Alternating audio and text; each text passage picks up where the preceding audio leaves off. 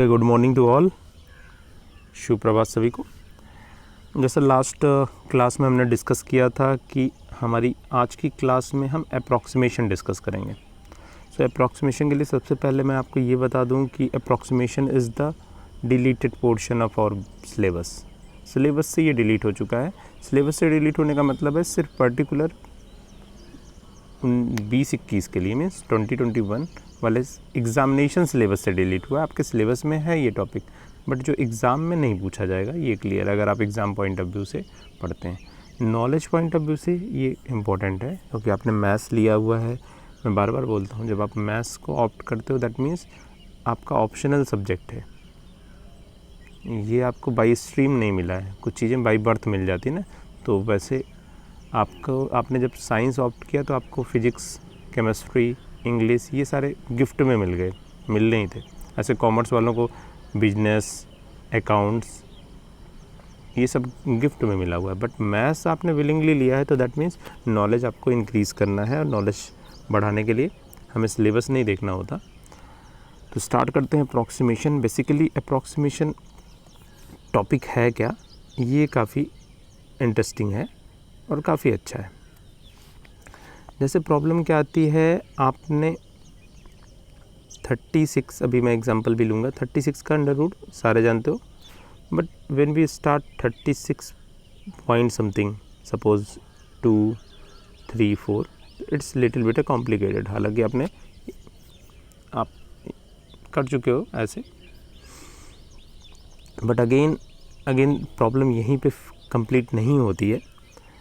Again you have idea about 8 to the power 1/3, but you have no idea about how to find 9 to the power 1/3. So these are very close to 8, and using the concept of approximation we can find out 9 to the power 1/3 means okay. So cubic find out करना तो नहीं सीखा है। approximation means आपने बोला ना approximate कर देते हैं, जैसे किसी के परसेंटेज एग्जैक्ट नहीं आ पा रहे हैं तो हम अप्रॉक्स करके बोलते हैं कि इसने मैथ्स में 96.2 फाइंड आउट किया। हो सकता है जब आप उसको कैलकुलेशन करो तो 96.23 ऐसा लंबी सी, तो approx means near about value, not exact. तो एग्जैक्ट और अप्रॉक्सीमेशन में थोड़ा सा डिफरेंस है। आपको ये दिखाई दे रहा है एनसीईआरटी का पेज। बेसिकली मैं यहाँ पे इसलिए आया हूँ क्योंकि ये जो पिक्चर बनी हुई है काफ़ी इंटरेस्टिंग और काफ़ी अच्छी है। देख लेते हैं, वापस आ जाओ आप इसी पिक्चर पे, ध्यान से यहीं पे कंसंट्रेट करो। ये हमारा पॉइंट है पी एक्स। एक्स और वाई का मतलब हुआ, हम वाई को भी मैं रिप्लेस कर सकता हूँ फंक्शनल वैल्यू से एफ एक्स। सो ये कोई पॉइंट है जिसके कोऑर्डिनेट है एक्स एंड वाई, और इस पॉइंट को मैंने थोड़ा सा शिफ्ट किया हुआ है। कहाँ पे शिफ्ट किया हुआ है, इस पॉइंट से बेसिकली मैंने एक लाइन ड्रॉ की है इसी पॉइंट से, और यहाँ से 90 डिग्री लिया।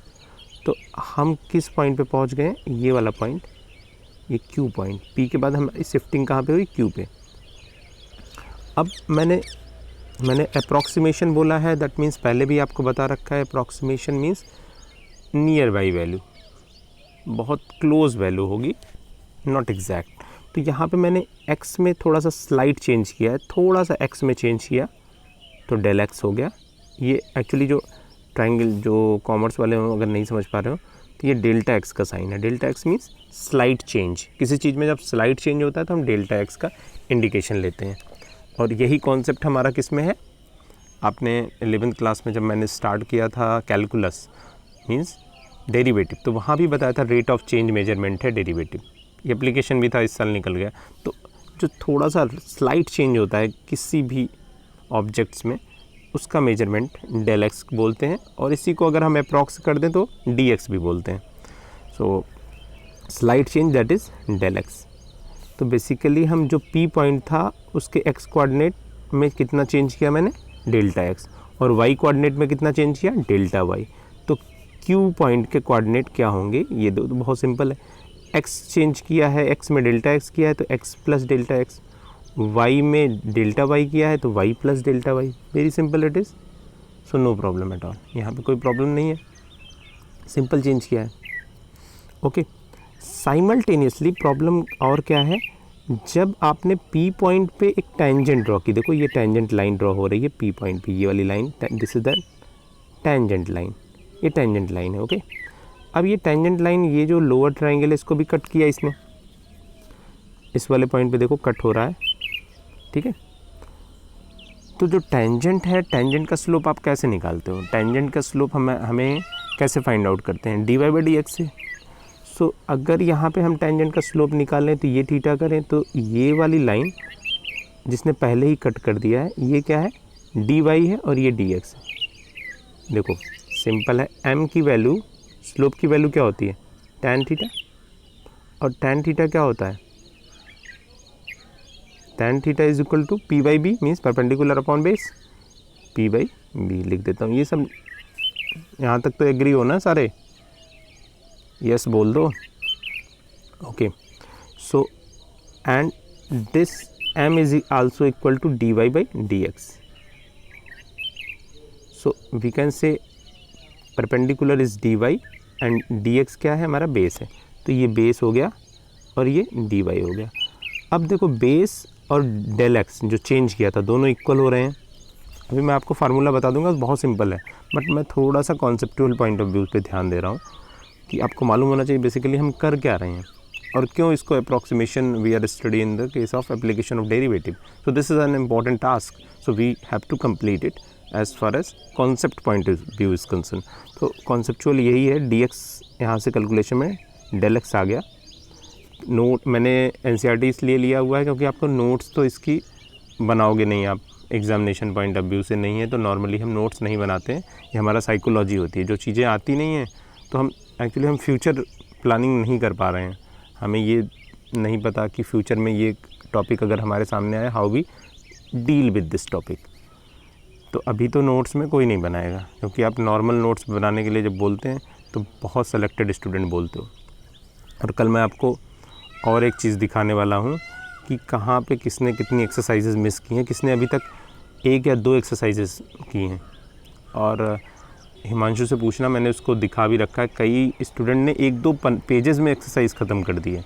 तो अगर आप सोच रहे हो कि मैं नोटिस नहीं कर रहा हूँ, आपने भेज दिया है, तो सारी चीज़ें मुझे रिकॉर्ड में मालूम होती हैं, आप बिल्कुल ऐसा मत सोचना। और मैंने बार बार वही बोल रहा हूँ, जितनी टेक्नोलॉजी का यूज़ होगा उतना ज़्यादा फेयर सारी चीज़ें होंगी। आप कब सबमिट करते हो, कितने पेजेस किए हैं, आप उसको डिनाई नहीं कर सकते हो, सर मैंने तो दिया था, मैंने तो किया था, क्योंकि सारा रिकॉर्ड ऑटोमेटिक सेव हो चुका है। ओके, ये तो अब यहाँ पे आते हैं, dy बाई डी एक्स की वैल्यू क्या हो गई? tan theta, that is p by b. तो यहाँ पे आपने देखना dy बाई डी एक्स, ये डेल एक्स हो गया, और यहाँ पे dy की वैल्यू डेल y की इक्वल नहीं है, थोड़ी सी स्मॉलर वैल्यू है, little bit smaller value of dy compare to del y। इसको मैं बार बार ये डेल्टा बोल रहा हूँ, और ये dy आप जानते हो, तो कंफ्यूज मत होना। तो ये डेल y क्या है? हमारा चेंज इन y है, जो हमारा पॉइंट शिफ्ट हुआ है। तो अब अप्रॉक्सीमेशन का क्या मतलब? जो चेंज हुआ है dy में, और उसको मैं डेल y की इक्वल ले रहा हूँ, क्योंकि ये दोनों पॉइंट बहुत क्लोज हैं। आपको पिक्चर्स के लिए इतना बताया गया है, बट ये dy and del y are very close to each other, ये दोनों बहुत क्लोज हैं। तो हमने dy को भी यहाँ अप्रॉक्स करके क्या ले लिया है? डेल्टा y ले लिया। क्लियर हो गया? थोड़ी थोड़ी आपको पिक्चर्स क्लियर हो गई। अब साइमल्टेनियसली आप कई चीज़ें और देखा करो। अगर हमें डेल्टा y चाहिए, डेल्टा x मुझे मालूम है, तो डेल्टा y बेसिकली है क्या? जब हम y को fx लिखते हैं, ओके, दैट मीन्स x पे हमारी वैल्यू क्या है? y है। अब x में चेंज हो गया, x कहाँ चेंज हो गया? x प्लस डेल्टा x हो गया। तो इसी पे फंक्शनल जो वैल्यू होगी that is equal to y plus delta y। Agree हो? x की वैल्यू डेल्टा x है, ओके, और ये इक्वल है तो x प्लस डेल एक्स है। तो इसी पे अगर हम फंक्शन ऑपरेट करेंगे तो ये मिलना चाहिए। क्लियर? मैं थोड़ा सा आपको फिर से एक्सप्लेन कर देता हूँ, नहीं तो बहुत ज़्यादा कन्फ्यूजन। ये देखो आप, y था, x था, एक्स में चेंज हुआ, आपने पिक्चर आपके पास एनसीईआरटी में है तो पिक्चर में उतना एक्स में चेंज हो रहा है। कितना चेंज हो रहा है एक्स में?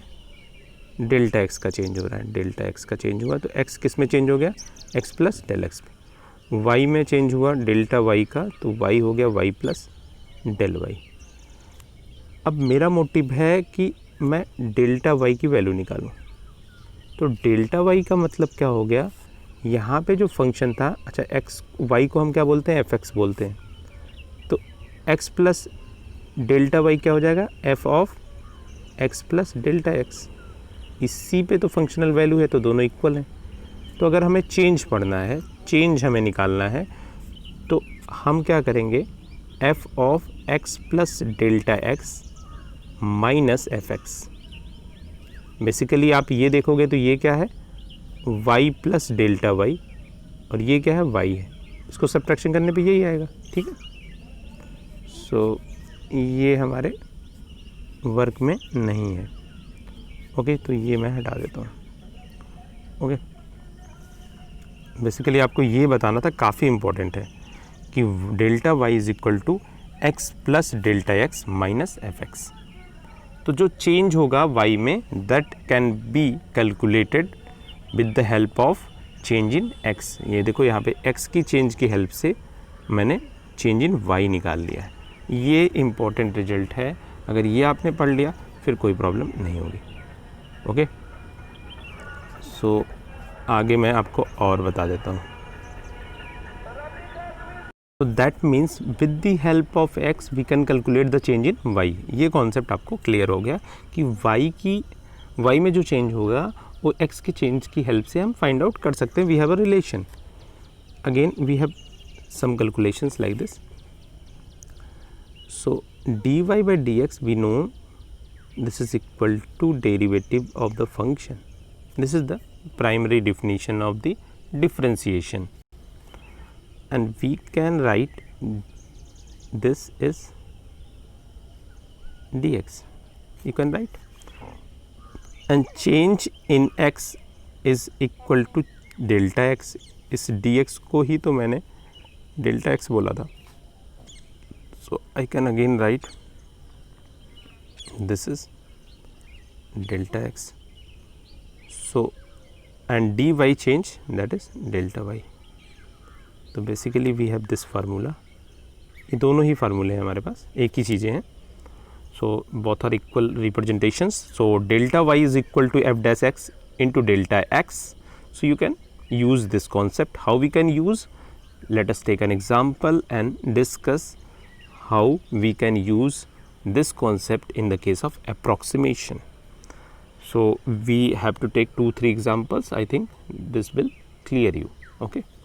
So and one more thing, we have to only remember this formula as f dash x into delta x. This is the formula, and this will help you to find the problem. The first problem also given in the NCERT, I will explain. So there is no need to worry about this. Suppose we have to find out the under root 36.6. This is the case, and our approach is we have to use the concept of approximation. In approximation we have learned about the point P and Q. We have 2 points. P point is complete information we have, and we have no idea about Q point. So we have to first decide what is the P point. Okay, that means कि हमें decide करना है कि P point है क्या, जो known है। तो अभी मैं आपको बता देता हूँ P point है क्या। बेसिकली 36.6 था ना यहाँ पे। ओके, तो जब भी आपके पास कोई भी ऐसी वैल्यू आती है जिसका अप्रॉक्सीमेशन यूज़ करके वैल्यू निकालनी है, तो दैट मीन्स जो भी आता है, सबसे पहले आपने लिया let f x is equal to जो भी न्यूमेरिकल वैल्यू है that can be replace into x. तो यहाँ पे न्यूमेरिकल क्या है 36.x, तो अंडर रूट एक्स मैंने कर लिया। अब 36.6 के नियर बाई में कौन सी ऐसी वैल्यू है जो आप अच्छे से जानते हो, जिसका आप अंडर रूट निकाल सकते हो? कौन सी ऐसी वैल्यू है जिसका अंडर रूट आप निकाल सकते हो? Which one is the value. So आपको मालूम है कि अगर 36 होता तो आप you can find out the under root, और यही इसके क्लोज में वैल्यू है जो आप नोन वैल्यू क्या है, इसी के क्लोज में नोन वैल्यू क्या है, तो 36 इज़ द नोन, क्योंकि आप उसको मालूम कर सकते हो। तो ये आपको ध्यान में रखना है, ठीक है। अब ये मेरा फंक्शन हो गया, इस फंक्शन, ये फंक्शन ही मेरा मेन फंक्शन है, एक्चुअली बोल सकते हैं अप्रॉक्सीमेशन के लिए काफ़ी इंपॉर्टेंट फंक्शन है। अब इस फार्मूले को जो मैंने बोला था कि आपको याद रखना है, so this one you have to remember this. So यहाँ पे फंक्शन का डेरिवेटिव लिया गया है, तो ये वाला फंक्शन है। तो सबसे पहला अप्रोच होगा आपको फंक्शन फाइंड आउट करना। हमने फंक्शन फाइंड आउट कर लिया है। अभी एक दो एग्जांपल और लेंगे, बहुत क्लियर हो जाएगा आपको। और ये हर साल आता था, 4 मार्क्स सारे लेके आते थे, 4 मार्क्स में शॉर्ट क्वेश्चन था। इस बार आपके सिलेबस में नहीं है, तो कुछ लोगों के लिए सो सेट वेरी बैड भी हो सकता है और कुछ लोगों के लिए अच्छी हो सकता है कि सिलेबस छोटा हो गया, तो सोचने की। अब यहाँ पे जब मैंने डेरिवेटिव किया, दिस इज़ 1/2 रूट एक्स, ये आप जानते होंगे, ओके। अब मुझे डी वाई की वैल्यू हो गई 1/2 root x into delta x. अब यहाँ पे दो चीज़ें हैं, आपको डेल्टा एक्स डिसाइड करना है।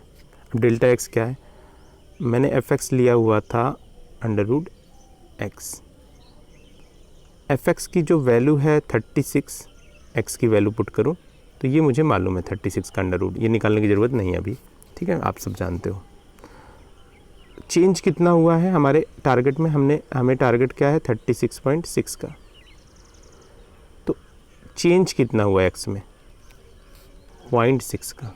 देखना, what is change in x, that is 0.6, okay.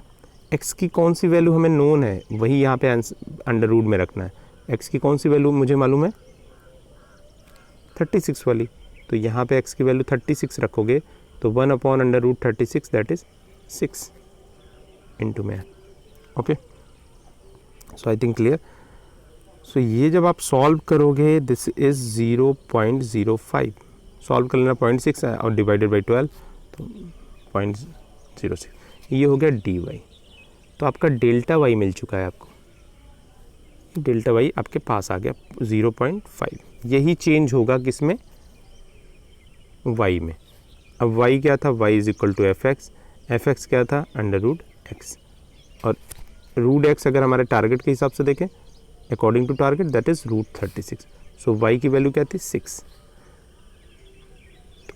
Under root 36.6 क्या हो जाएगा, this is y plus y में चेंज, दिस इज़ वाई क्या है 6 और चेंज कितना आया 0.05 का, तो हमारा आंसर क्या हो गया 6.05, this is the answer.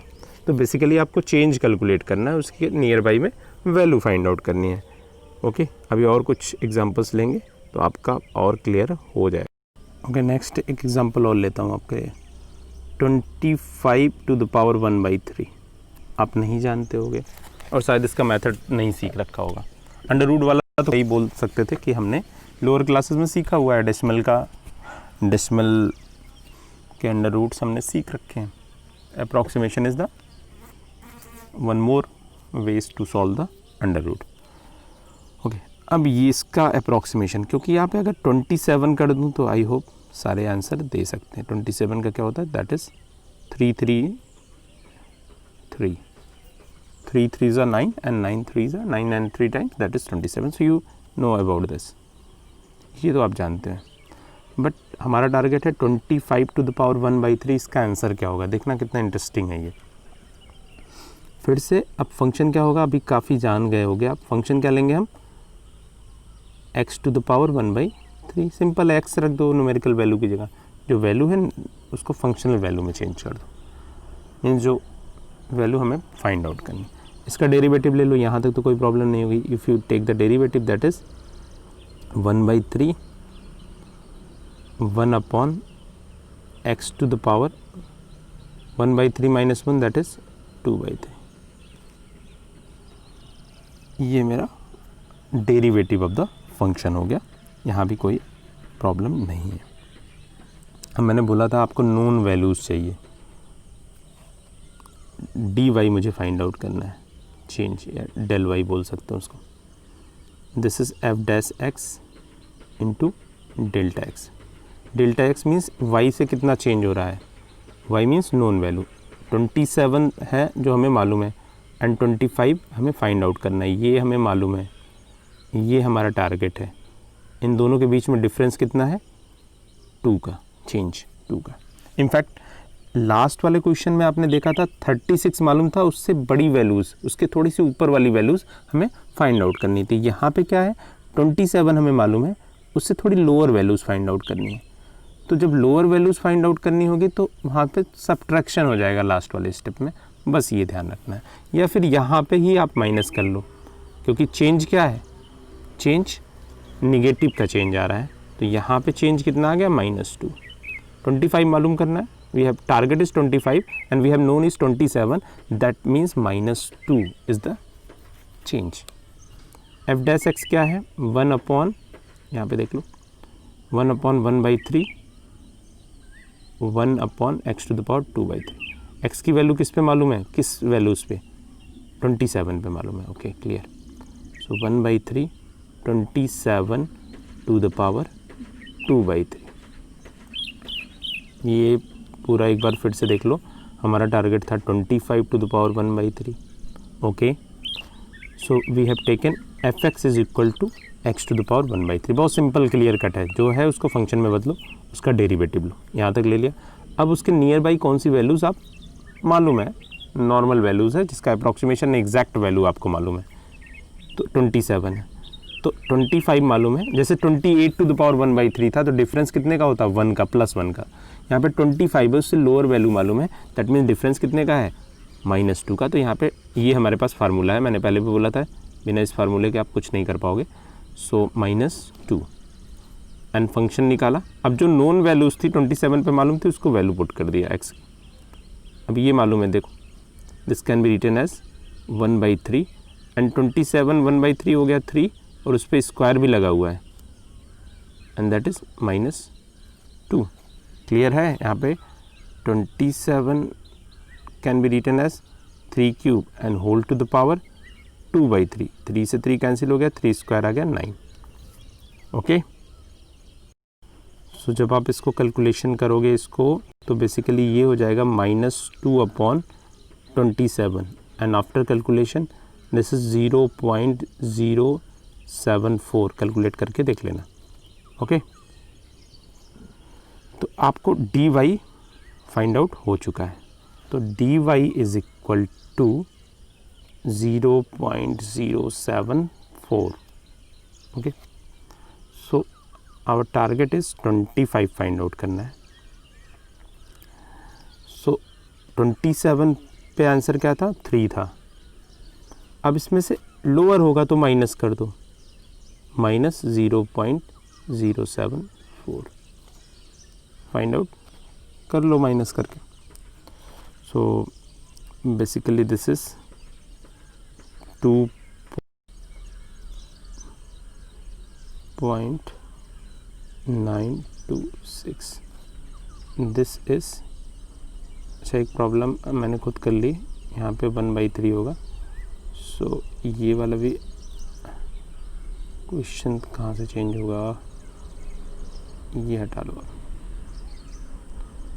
Basically this is 1/3, बस इसका आंसर आ गया। I think simple procedure it is. अब ये एक्सरसाइज है, कुछ क्वेश्चंस आप कर सकते हो आप चाहो तो।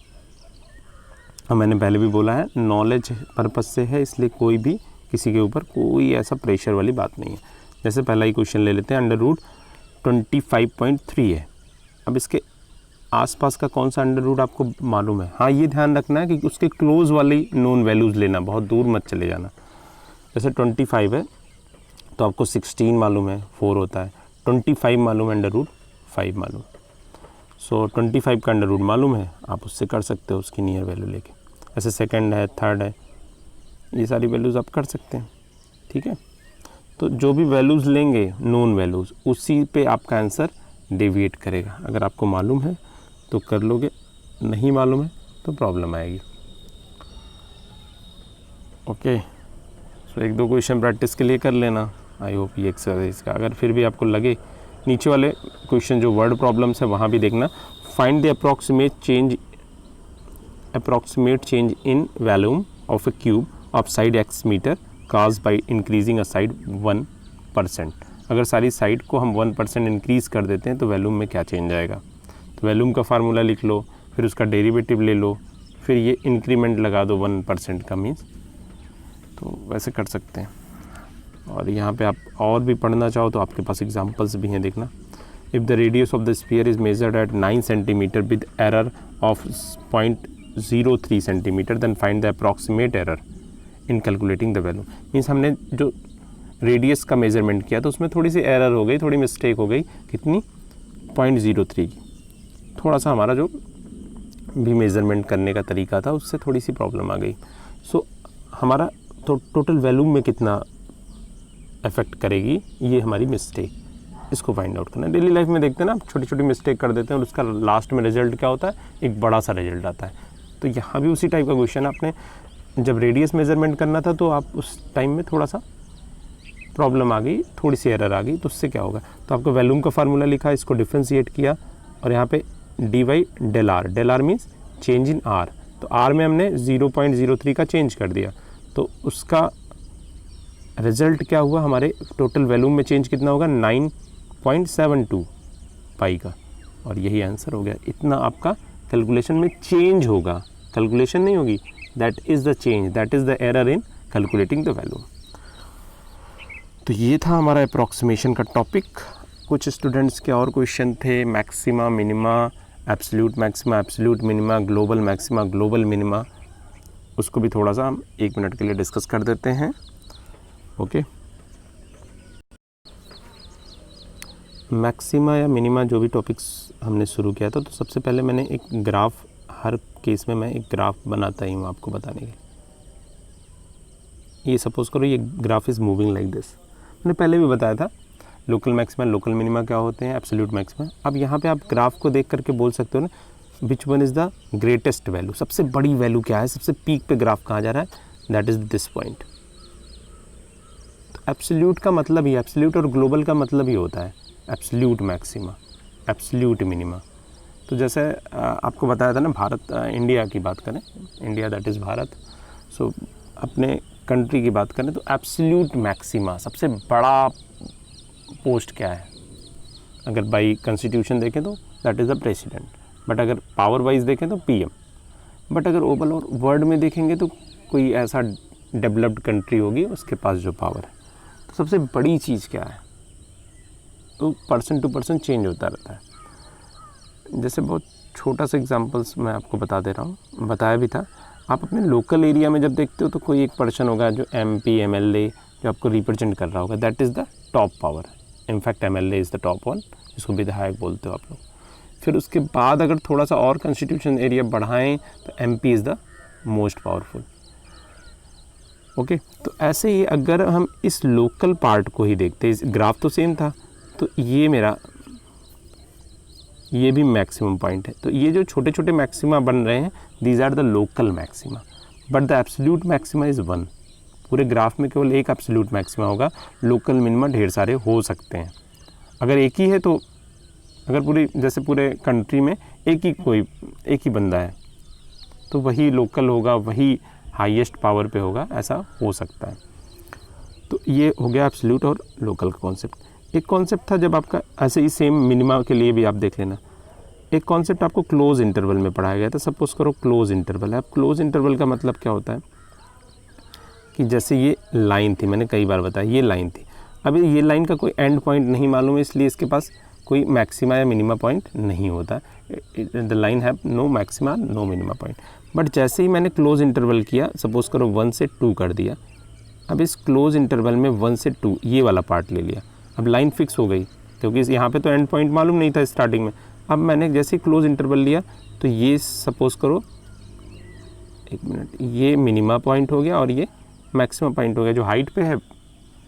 तो जब भी हम क्लोज इंटरवल में वैल्यू चेक करते हैं तो हम क्रिटिकल पॉइंट निकालते हैं प्लस एंड पॉइंट, जो भी हमारे क्लोज इंटरवल के एंड पॉइंट हैं, जैसे यहाँ पे ए बी है, उस पे वैल्यू निकालते हैं। इन सारे वैल्यूज़ में देखते हैं कौन सी मैक्सिमम वैल्यूज़ आ रही है। हमने कई क्वेश्चंस किए हुए हैं ढेर सारे, तो इसके लिए अलग से मैंने टॉपिक भी बता रखा है, हाउ टू कैलकुलेट मैक्सिमा और minima in case of close interval.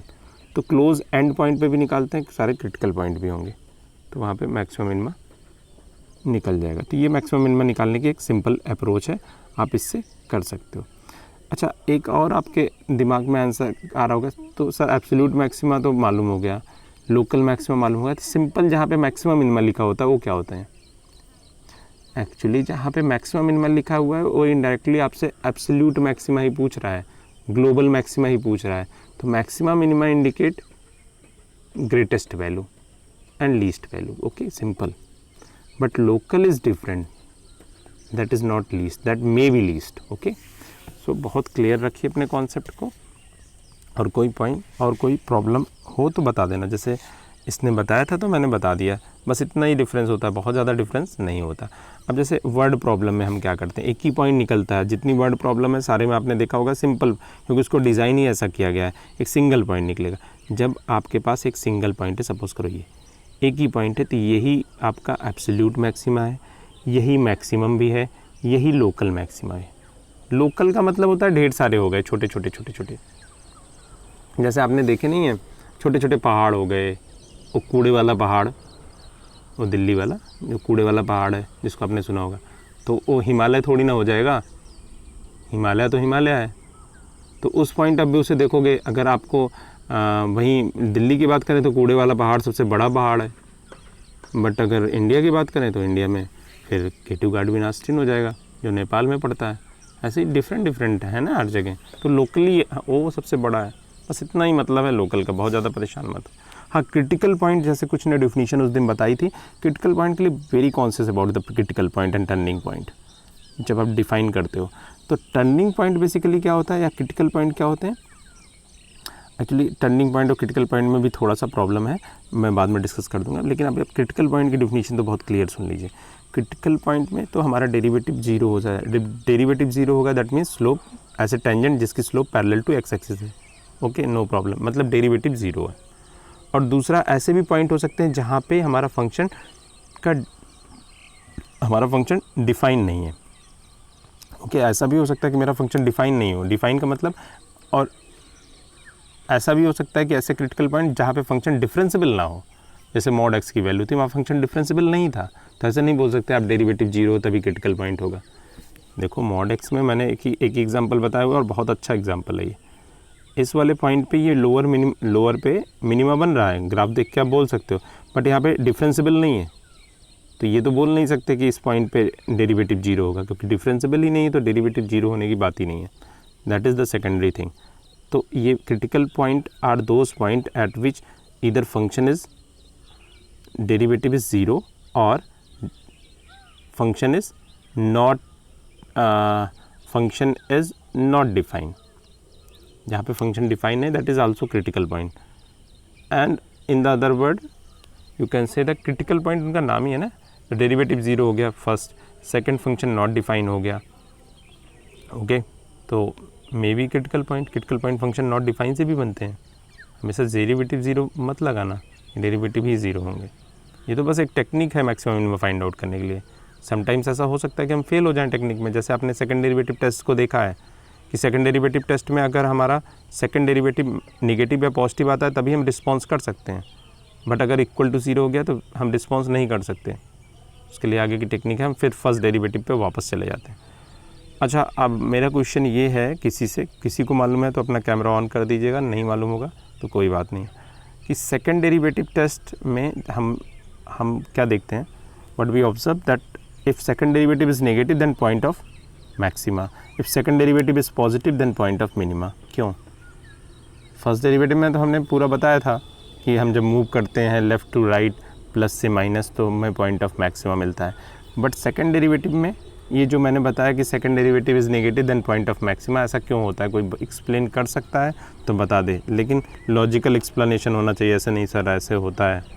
तो अगर कोई कर सकता है तो कैमरा ऑन करके बता दो, ओके, नहीं तो फिर बेस्ट ऑफ लक, बताओ, मैं वेट कर रहा हूँ।